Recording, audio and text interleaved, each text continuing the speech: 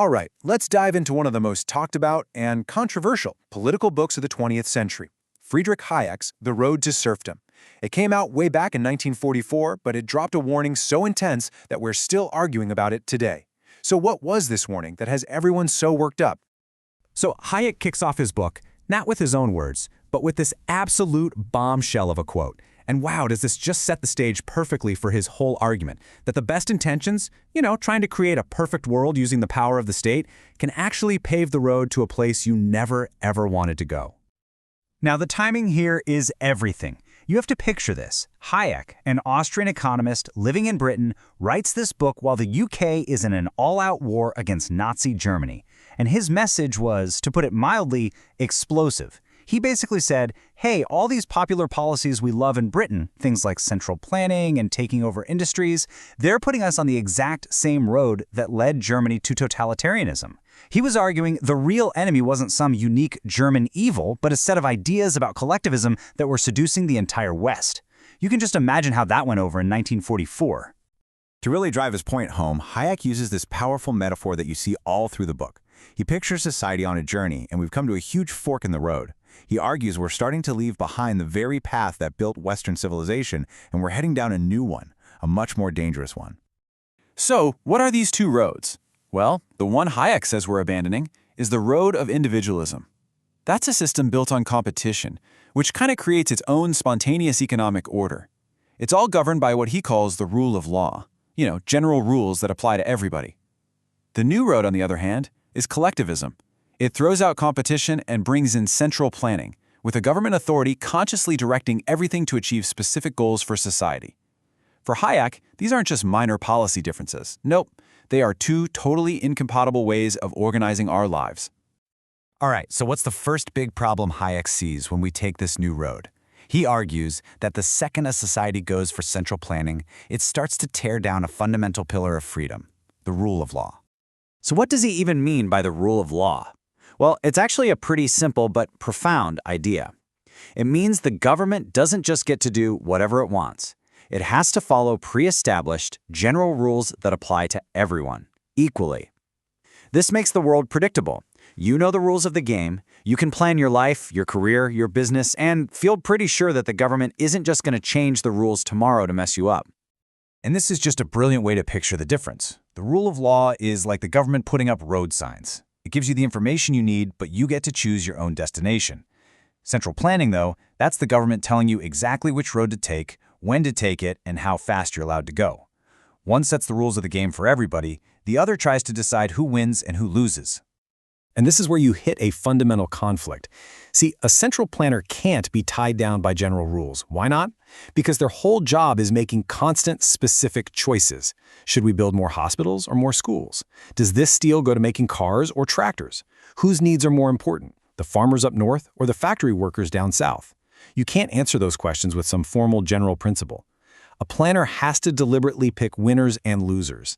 And that, for Hayek, creates a system of status, where the state decides who gets what. It's the end of equality before the law. So this breakdown of the law leads directly to the next stop on Hayek's road, the loss of personal freedom. Now, a lot of people back then, and even today, think you can neatly separate your economic life from the rest of your life.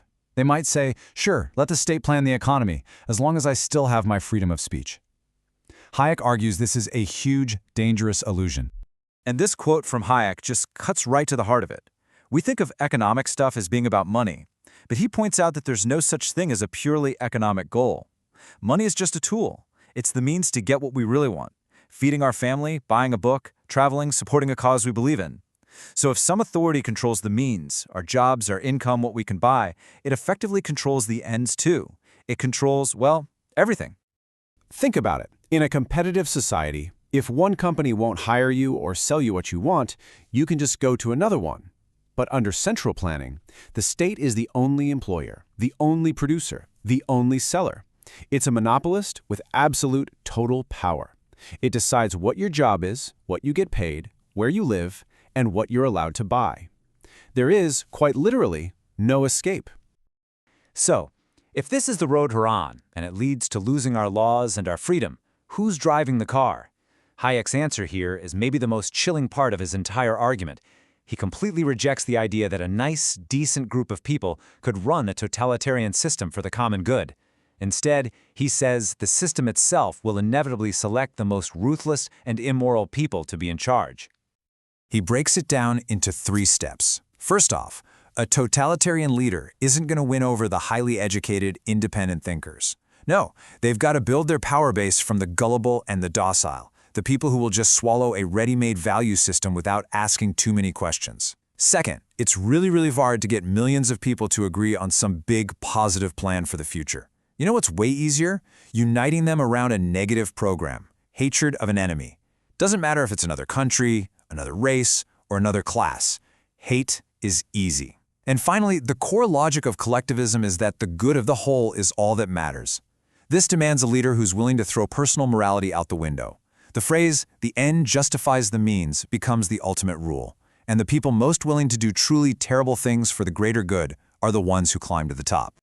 And so, Hayek brings us to the end of the road. We're at our destination, and society is faced with a final stark choice, not between a few different policy options, but between 2 completely different worlds.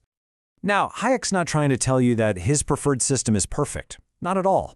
He knows that the road of individualism has its own problems: hardship, inequality, uncertainty.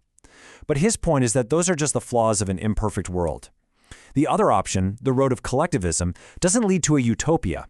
It leads to a world where the impersonal, sometimes harsh forces of the market are just replaced by the arbitrary and absolute power of a few other people. So, at the end of the day, Hayek leaves us with this really powerful question. Is there some middle way? Can we get the security and equality that planning promises without giving up the individual freedom that he saw as the bedrock of civilization? Or is the very attempt to build heaven on earth through state power the surest way to create a hell? It was a provocative question in 1944, and it's still a deeply challenging one for all of us today.